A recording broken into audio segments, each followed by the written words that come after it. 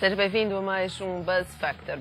Fazer product placement é uma forma de publicidade cada vez mais utilizada pelas marcas, quer nas séries e novelas, quer em programas de dimensão mundial, como os Oscars ou os grandes blockbusters norte-americanos. As marcas garantem que o retorno é visível e muitas vezes até fazem por passar despercebidas dentro de um guião escrito para trazer mais investimento. Para nos falar mais sobre este tema, conto hoje com Pedro Dionísio, professor de marketing do ISCTE, Isabel Roseiro, marketing manager da Oliveira da Serra, e José Amaral, responsável pelo sponsoring e product placement nas produções da ESP Televisão.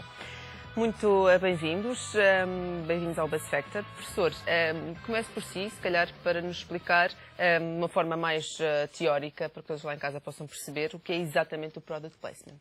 O product placement é uma forma de comunicação por parte das marcas em que as suas marcas, os seus produtos, aparecem inseridos num conteúdo que é habitualmente um conteúdo ligado à área de entretenimento, pode ser um filme, pode ser uma série, e portanto essas marcas, esses produtos fazem parte, diria, do dia-a-dia, das situações normais que se vivem nesse próprio filme.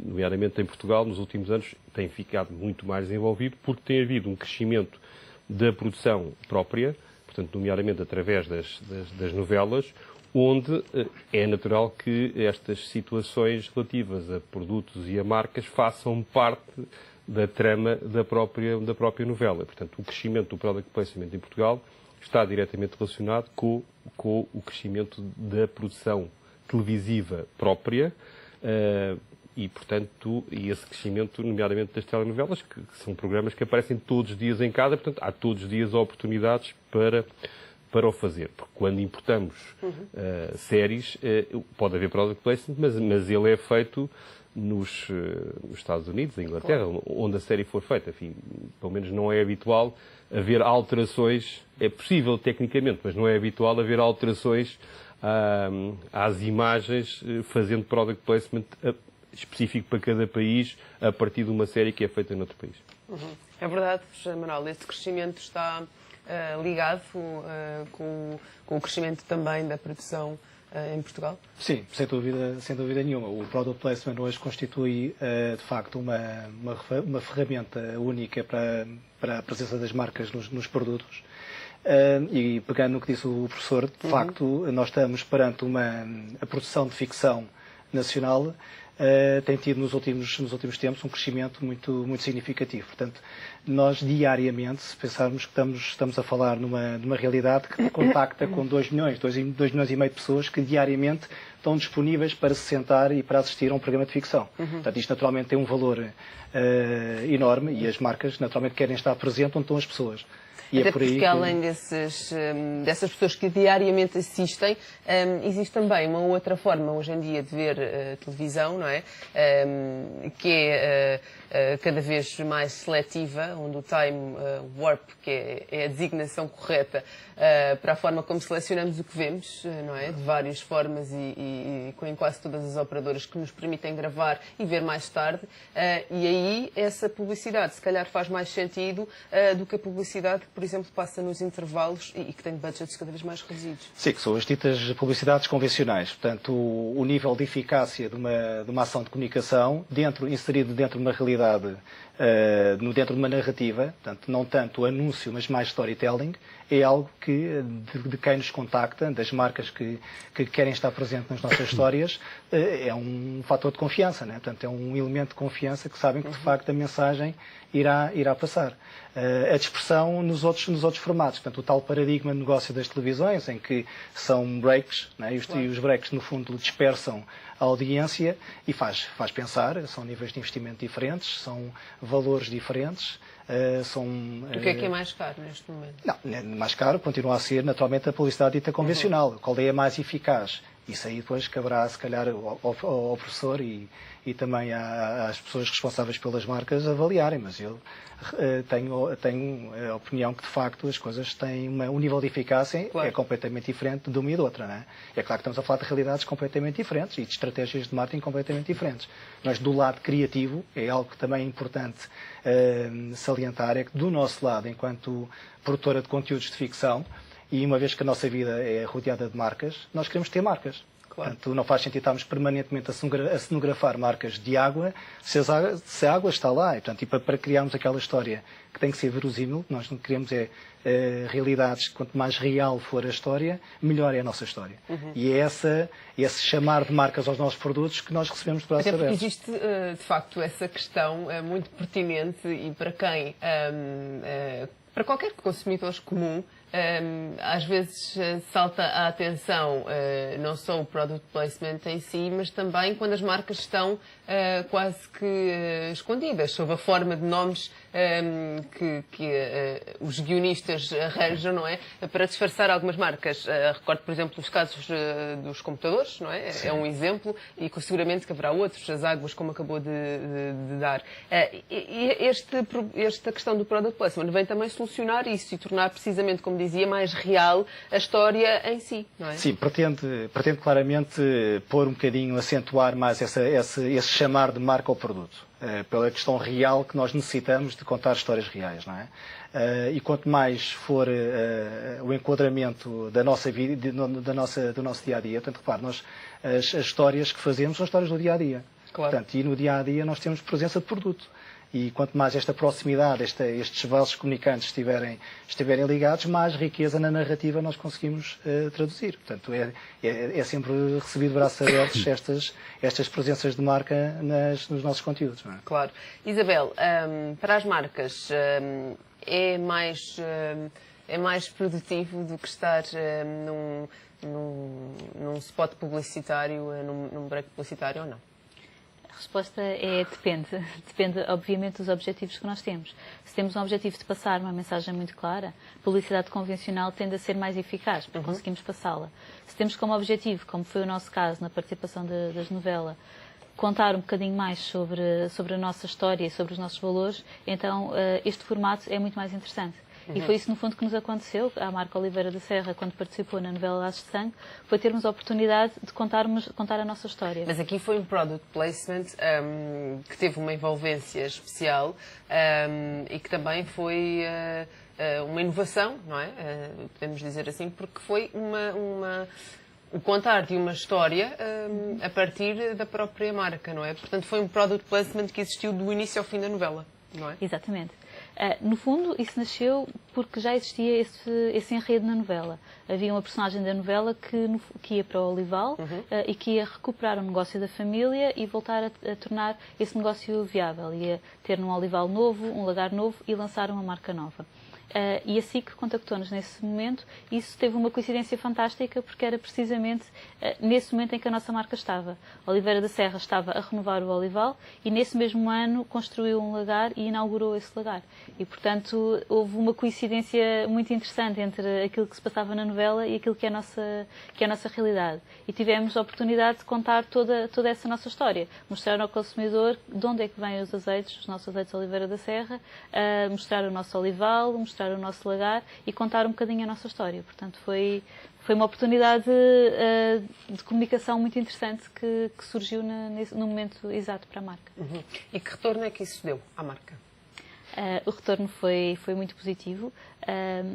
Nós ganhámos nesse ano o troféu dos prémios à eficácia, porque de facto conseguimos ser bastante eficazes. Não só passar os nossos valores, no fundo, contar a nossa história ao consumidor, como foi também um momento em que tivemos um crescimento muito grande no Facebook, porque fizemos uma dinâmica que envolvia também o Facebook, e também em termos de vendas, porque nós lançámos simultaneamente na novela e na vida real um azeite, e portanto também conseguimos com isso trazer os consumidores da ficção para a vida real. E esse lançamento foi por coincidência ou foi programado para aproveitar precisamente esse momento? Foi uma coincidência, como lhe disse, esse azeite nós lançámos para homenagear o nosso lagar, o nosso novo lagar, e que foi também um momento em que a personagem iria também querer lançar um azeite, porque fazia sentido na novela. E então foi no fundo um aproveitamento desta coincidência e que se tornou uma oportunidade de comunicação muito interessante para nós. Portanto, foi um retorno que não se verificou só em notoriedade de marca, mas também em vendas. Sim, contribuiu também para as vendas. A novela, no ano da novela, Oliveira da Serra foi líder de mercado e desde então manteve-se líder de mercado e nunca foi líder no passado. Portanto, foi um momento em que a marca passou a ser a marca preferida pelos portugueses. Foi uma boa aposta. Foi uma excelente aposta. Professor, temos aqui o exemplo da Oliveira da Serra, marcou também aqui um exemplo fora do comum até então, porque era uma história que se baseava do início ao fim nesta marca. E depois temos exemplos de product placement, como aquilo que aconteceu, por exemplo, nos Oscars, recentemente com a Samsung, que acabou por não ser product placement, mas acabou por trazer um envolvimento para a marca Samsung, que aliás convidámos para estar hoje no programa, mas que por impossibilidades não foi possível. E que toda a gente neste momento fala da marca, não é? Eu penso que há aqui diferentes fases ao nível do product placement. Enfim, se olharmos para a história do product placement, e é de uma história relativamente recente, não estou a ir buscar aos anos 50, mas é habitual, se virmos um filme, por exemplo, do 007, olhamos para o relógio, claro. E o relógio, não é o meu caso, mas o relógio, por exemplo, é Omega. O automóvel aparece um Aston Martin, também não é o meu caso, sem pena, mas não é. Portanto, isto são, por exemplo, duas marcas que estão muito normalmente associadas aos filmes do 007. E continuaram, aliás, há uma lógica normalmente de continuidade. Existem outras formas de product placement. Estou a pensar nos debates, muitas vezes televisivos. Estou-me a lembrar, por exemplo, de um comentador desportivo que tem sempre ali a marca Gantt. Portanto, significa certamente que não é por acaso que ele, todas as vezes que aparece em público, aparece com Gantt. Os locutores, por exemplo, das televisões... Isso pode ser considerado product placement? Isso também é uma forma de product placement. Mas é um sponsoring, é um patrocínio, não é? Sim, mas quer dizer, ele está a aparecer ali com a marca no programa e, portanto, ele, como é uma figura mediática, de alguma forma parece esta associação. Existe também outra forma de product placement, também de alguma maneira, já tradicional, que é a ligação relativamente ao vestuário e aos apresentadores, às apresentadoras, onde muitas vezes, por exemplo, aparece um apresentador e no final aparece inclusive vestido by de Almar. Portanto, isto é uma situação corrente. Não me lembro agora qual é. Que o da Eduarda vai aparecer hoje. No nosso canal usamos vários. Vários, pronto. Portanto, isto de alguma forma também é uma forma de product placement e, neste caso, até é mais explícito. Porquê? Porque, se por um lado, quando os espectadores estão a ver qual é que é o modelo, depois, no final, é feita, não aparece ali a marca, mas é feita a remissão no fim, através de um cartão, em que se percebe a pessoa, enfim, foi penteada pelo cabeleireiro X ou tem a roupa Y. Portanto, isto são formas... Claro, e em televisão isso é inevitável, até porque a imagem é muito importante, não é? Claro, e portanto há aqui uma referência para o consumidor, dizer assim, se você quer parecer como o apresentador ou como a apresentadora, portanto, que acaba por ser atrativo para o espectador poder, de alguma forma, aproximar-se deste tipo de modelo, é saber qual é que é ou quais são as marcas que estão por trás. Em relação às novelas, eu penso que há aqui uma componente, digamos, duplamente interessante em relação a estas novas formas. Uma tem a ver com o exemplo que foi aqui dado do Oliveira da Serra, e não só. Estou a lembrar, por exemplo, uma novela, já me lembro o nome, foi sobre os Açores, que foi patrocinada, foi apoiada em termos pelo turismo dos Açores, em que claramente era um mostrar de paisagens, era despertar a atenção, o entusiasmo, e na altura lembro-me que provocou um grande aumento de turismo relativamente aos Açores, porque as pessoas, de alguma forma, em casa descobriram uma nova realidade que lhes dava vontade de visitar. Portanto, ou seja, o enredo todo se passava num determinado local. Estou-me a lembrar também de uma mais recente, que até era sobre um centro comercial, que era o Dolce Vita Tejo, em que tudo se passava à volta disso. Portanto, há um enredo, digamos, de base aí. E depois existem, como é o caso aqui também, de alguma forma, do Oliveira da Serra, porque aqui, inclusive, há até mais, é a própria história que está... Há duas histórias que são paralelas. Aliás, uma das características das novelas que nós vemos agora é alguns acontecimentos, elas são gravadas em cima, nós vemos acontecimentos que se verificam. Estou-me a lembrar aqui há uns tempos a questão da morte do Eusébio e que aparece logo a seguir na novela. Portanto, o que, de certa forma, como dizia há pouco o José Amaral, torna também a novela mais real, mais próxima. Torna, porque as pessoas estão a acompanhar isso na véspera, na antevéspera, e, portanto, há aqui quase uma conjugação entre a vida fictícia, não é? E a vida real. Quanto mais isso está mais próximo, tanto mais as pessoas sentem-se mais envolvidas e não têm aquela sensação, bem, isto é uma história que não tem nada a ver comigo, que se passa-se há anos e que, portanto, que não fazem parte da história. E, portanto, eu penso que uma grande parte do sucesso das novelas tem exatamente a ver com isso. Quase que não há diferença entre a vida real e a vida de ficção. Porque os locais são os locais que as pessoas conhecem, não é?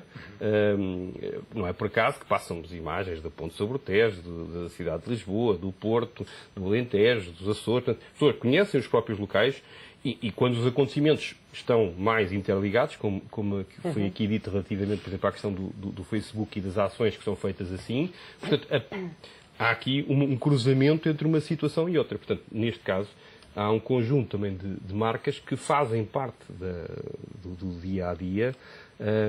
Pronto. Agora, acho que há aqui, naturalmente, como em tudo na vida, um certo limite. E acho que, em relação aqui à questão do product placement, há que também perceber até onde é que isto faz sentido e até onde é que passa para algo que não é natural. Portanto, a publicidade estava habituada a trabalhar a publicidade convencional e a criar histórias na publicidade tradicional. Aqui no Product Placement tem que haver também um storytelling e tem que haver um storytelling que seja credível. Se for a mais, como é normal, mas de facto deixa de ser. É algo que tem evoluído bastante nos últimos anos, não sei se nas últimas décadas, porque também é uma coisa relativamente recente, porque eu recordo-me que, por exemplo, há uns anos o Product Placement, quando se falava de cereais, se calhar havia um zoom àquela marca, mas não havia uma história natural. E hoje em dia existe uma envolvência cada vez mais natural com as marcas, não é? E como é que isso é pensado? Isso é feito de início no próprio guião? Vai surgindo à medida que as marcas vão surgindo com a novela em si, ou como é que é feito?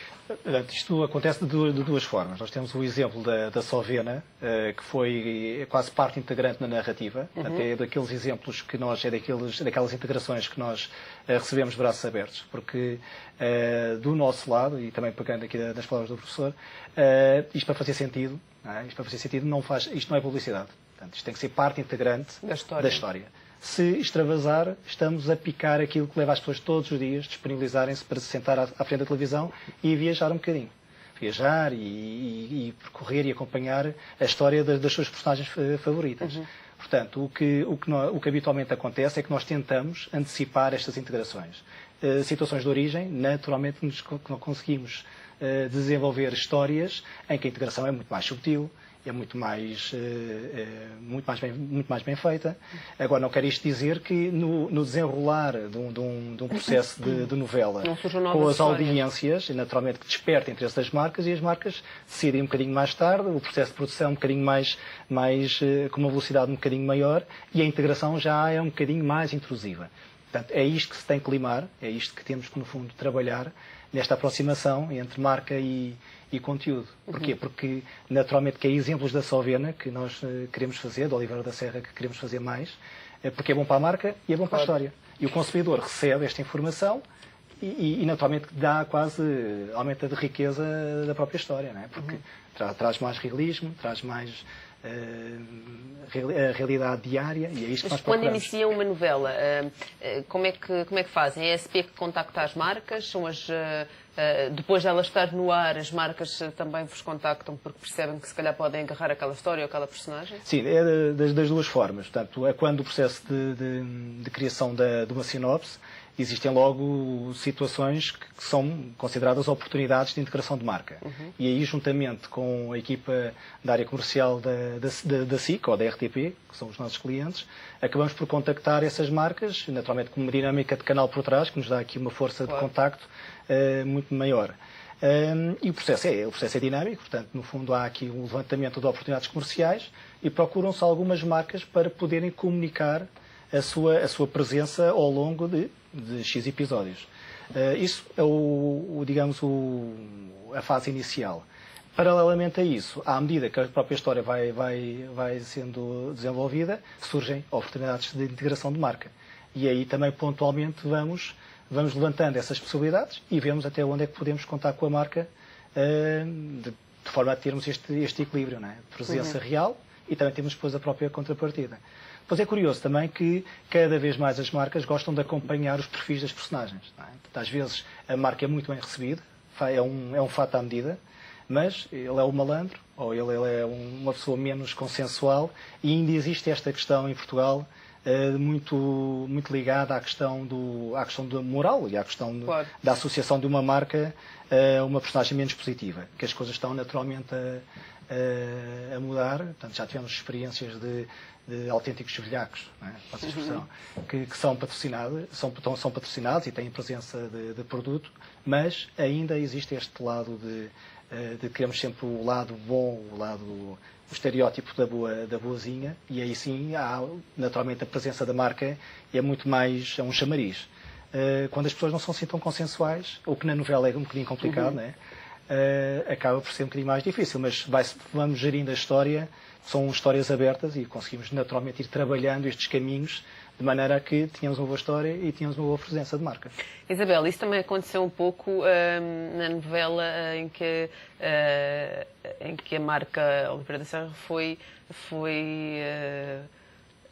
a marca origem, não é? Porque muita gente, e precisamente como contava há pouco, que houve uma fase também de mudança, que coincidiu com a mudança da marca e o novo lagar, em que as pessoas quase confundiam a ficção com a realidade, não era? Sim, isso é verdade.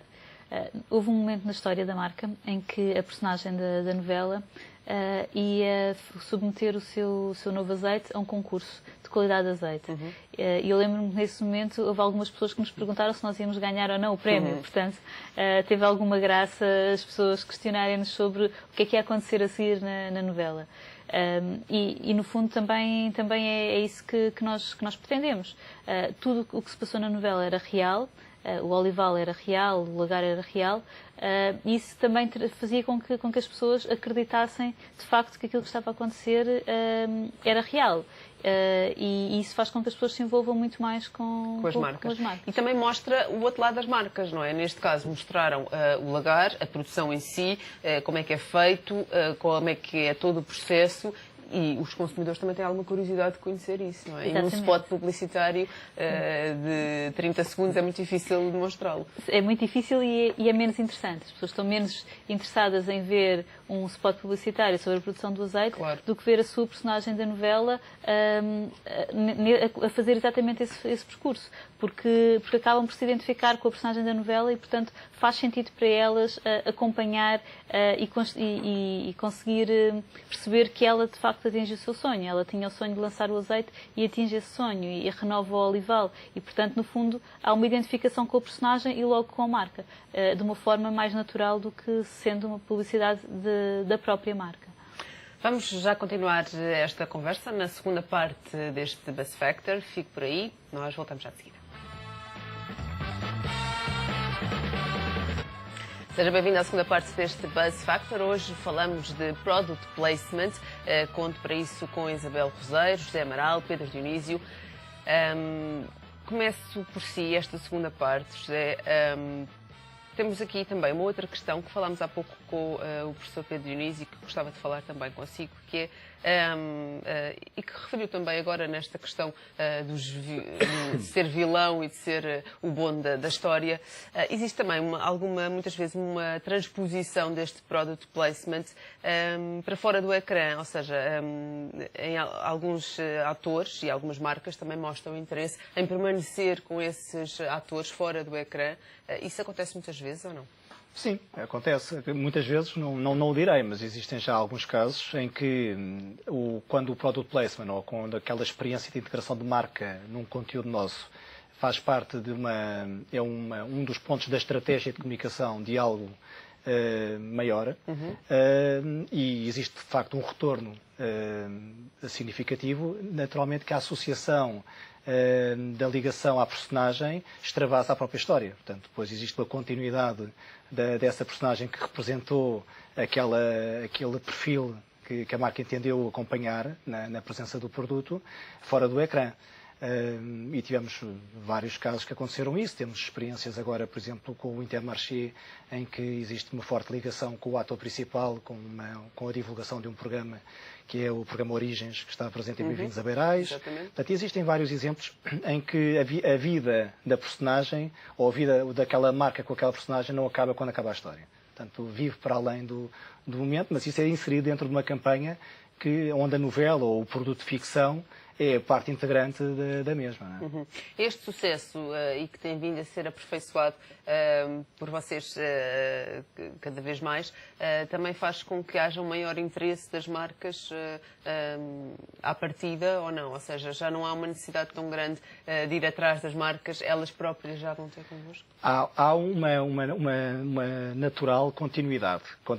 Habitualmente as coisas correm bem, existe um bom retorno. Portanto, o product placement, de facto, hoje constitui algo bastante apetecível para as marcas e temos já continuidade de marcas ou de manifestações de interesse em continuar de algumas marcas que passam de produto para produto, de programa para programa.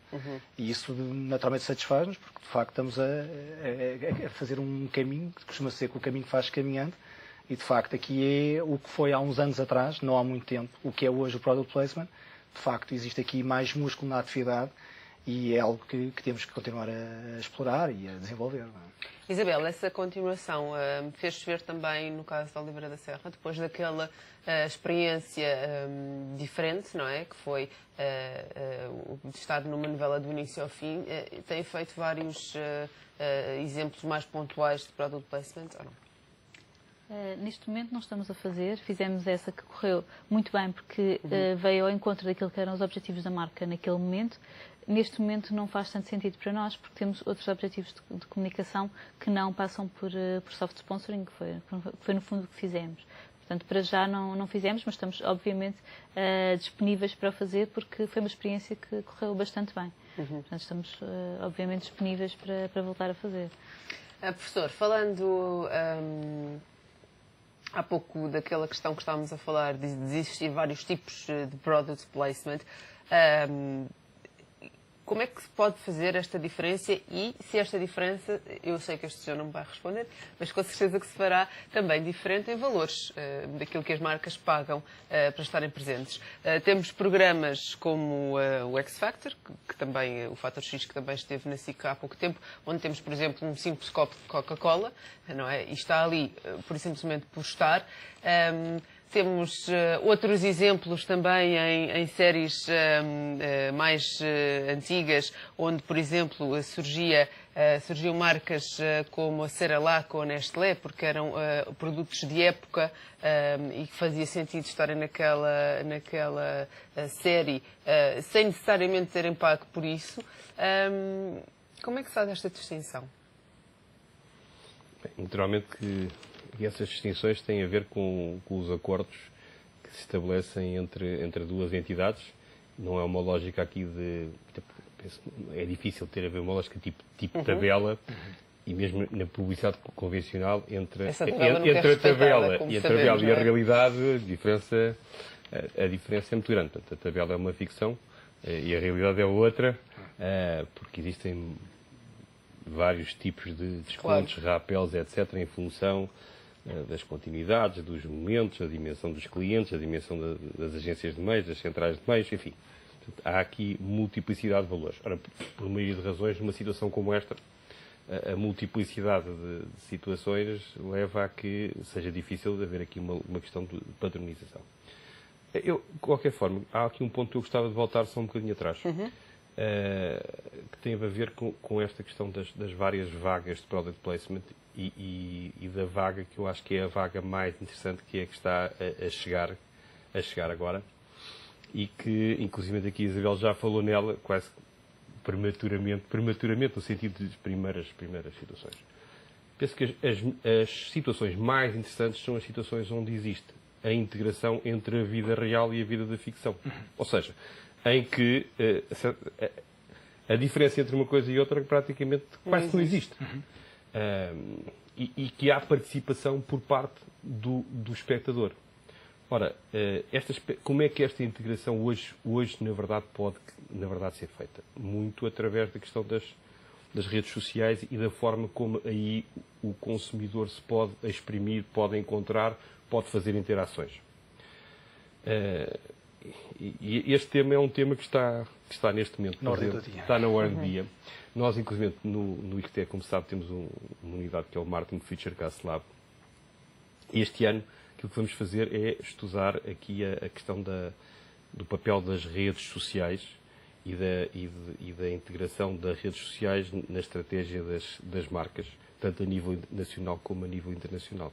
E uma das componentes, exatamente isso, tem a ver exatamente com este tema que estamos aqui a falar, com a questão da integração de situações de product placement com as próprias redes sociais no dia-a-dia, de forma que a diferença entre a realidade e a ficção se vai diluindo. Aí é que há uma grande afinidade e envolvimento, porque passamos a um outro nível. Já tinha havido algumas experiências anteriores em que os espectadores definiam qual é que era o fim da novela, tipo votações, etc. Mas que era um bocadinho, digamos, artificial. Aqui começa a haver uma situação muito mais real e muito mais integrada. Na novela que tem atualmente a passar na SIC, a SBT tem esse exemplo com o L'Oréal, por exemplo. Sim. Não é? Sim, temos um exemplo com o L'Oréal. Pouco tempo depois de ter aberto a loja no Chiado, tem uma personagem que trabalha naquela loja e efetivamente há essa relação, Sim. tal como há pouco a Isabel falava do lançamento do azeite. Não só haver essa integração, portanto, porque as pessoas ouviram falar da loja e estar lá, mas agora também as pessoas poderem, fora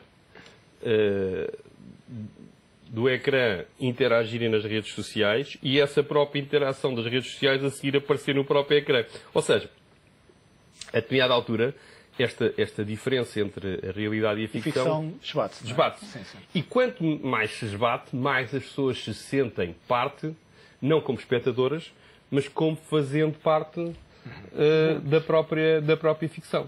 E, portanto, penso que isso é realmente a um nível mais elevado. Mais elevado e mais exigente, não é? Porque claro, isso também implica mais... que haja uma gravação quase em tempo real. O nosso modelo de produção exige tempo. E a atualidade exige que temos que contrariar este processo de produção para inserir no momento certo. Não é? Portanto, esse exemplo que falou da L'Oréal é um bom exemplo. Portanto, a L'Oréal lançou uma beauty boutique no Chiado, o espaço era no Chiado, gravávamos no Chiado, mas as pessoas quando passavam por lá viam que estávamos em ambiente de gravação. Quando foi lançada mesmo a beauty boutique na Real, houve de facto esse boom, uma vez que as pessoas achavam o que era ficção, o que era realidade. De facto, estava lá a ver a beauty boutique, de facto aquilo era um espaço da L'Oréal, mas há uns meses atrás era só um espaço para gravação.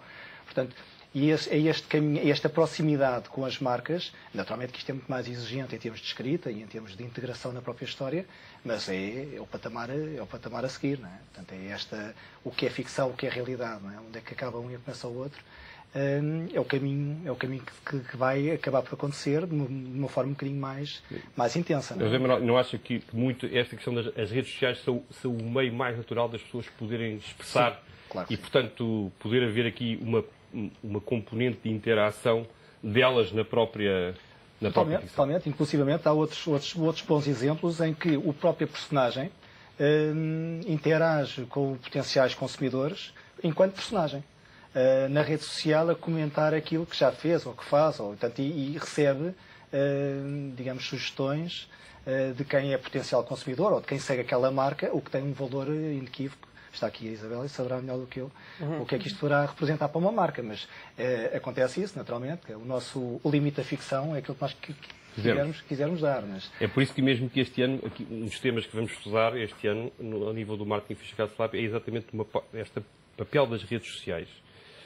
Não só na vertente, digamos, tradicional de comunicação, mas aqui também o agarrar e como é que elas estão envolvidas, vendo não só o que está a passar em Portugal, mas também o que é que está a passar noutros mercados, porque esta realidade, quer dizer, é a hora do dia cá e é a hora do dia noutros mercados. Claro que sim.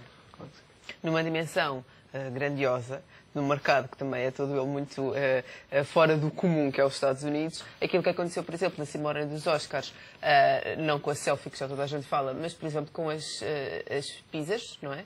Que a apresentadora encomendou e que fez daquela pequena cadeia, que já não era assim tão pequena, mas que já era uma cadeia considerável, tornasse um boom de pedidos de franchising por todos os Estados Unidos, também é um bom exemplo disso, não é? Extraordinário. Isabel, esta relação também que falávamos com o Facebook é uma relação que para as marcas e nestes casos e nestes exemplos funciona bem. Vocês fizeram isso também no caso da Oliveira da Serra e funcionou bem. Sim, nós fizemos no enquadramento da novela e depois mantivemos, porque no fundo também isso é uma das grandes vantagens para as marcas. Durante a novela consegue-se de facto esse tal envolvimento, mas depois são pessoas que ficam ligadas à marca. São no fundo consumidores que são ganhos nessa altura e que nós continuamos a comunicar com eles. A Oliveira da Serra neste momento tem uma página que também é um case study, porque tem 250 mil fãs, que é mais ou menos a audiência de um programa de televisão. Portanto, conseguimos com isso ficar com consumidores que ficam ligados à marca e que continuam a interagir connosco. Portanto, é no fundo o continuar desta participação que depois nós continuamos a conseguir tirar daí algum retorno, por fazer de facto esta ligação entre a realidade e a ficção. No fundo, a realidade é o Facebook, porque no Facebook as pessoas podem de facto falar com as marcas e ter algum feedback das marcas. Professor, em que situações é que não se deve usar product placement? Já falámos aqui um pouco do exemplo que o José falava quando se trata de um vilão ou de uma personagem que, de certa forma, é considerada como amada à fita. Mas em que outras situações é que pode ser perigoso? Esse ponto eu acho que é um ponto importante, é perceber quais são os valores que se pretendem associar à marca para que esses valores estejam de acordo com a narrativa da ficção, porque senão, se estamos a falar em valores contrários, isto provoca aqui uma disfunção, pode provocar aumentos de notoriedade, mas notoriedade per si não quer dizer nada. Portanto, acho que a questão de os valores estarem em sintonia é a questão fundamental. Penso também que há aqui outra questão que já também abordámos, tem a ver com a questão da intrusão. Este limite em relação à intrusão, naturalmente que não é um limite escrito, tem muito a ver com a percepção das pessoas em cada momento sobre aquilo que faz ou não faz sentido, aquilo que consideram como natural ou aquilo que consideram como artificial. Porque, tal exatamente como o José Manuel dizia há bocadinho, se passamos esse limite, vamos perder os espectadores, porque as pessoas pensam, bem, então, afinal de contas, estão aqui a querer-nos forçar a uma situação que não é a situação, real. Bem, e naturalmente um terceiro ponto, que tem a ver aqui com os aspectos ligados à verdade. Porque se, por exemplo, tal como na publicidade, de forma geral, mas aqui ainda por maioria de razões, porque as pessoas na publicidade estão habituadas a que, sabendo que aquilo é pago, pode-se fazer hipérboles, pode-se exagerar que o consumidor acha isso natural e normal. Aqui no product placement acho que não se pode exagerar. Isto tem que ser uma situação perfeitamente real. Sim, eu concordo. Sim, eu concordo com o professor. Portanto, no fundo, como eu disse há pouco, tem que ser parte integrante da história, tem que ser parte integrante da narrativa. Tudo o que ultrapassa isto e a questão do não fazer o soft sponsoring pode ser associado a personagens muitas vezes negativas, mas também a personagens que não têm a mínima credibilidade, como por exemplo núcleos cómicos. E isso, naturalmente, também, o excesso da alegria também pode ser algo que não tem a credibilidade suficiente para ter uma marca associada. Agora, temos exemplos internacionais em que, por exemplo, na série Erva, salvo erro, eles eram um conjunto de traficantes que iam fazer as suas diabruras no Nissan. E era bem visível a presença da marca. Portanto, tem um bocadinho a ver também com a forma como isto é encarado pelo mercado. e tem também a ver um bocadinho com a forma como o mercado também está a ser construído. Não é?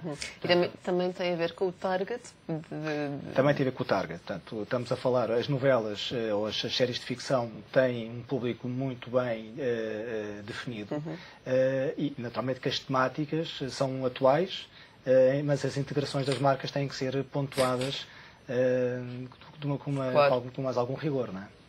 José Manuel, Pedro Dionísio, Isabel Rosário, muito obrigada por terem estado neste Buzz Factor. Buzz Factor que hoje fica por aqui. Despeço-me, deixando mais uma vez com a rubrica de Velho ao Novo. A TMN apresenta um mini mimo.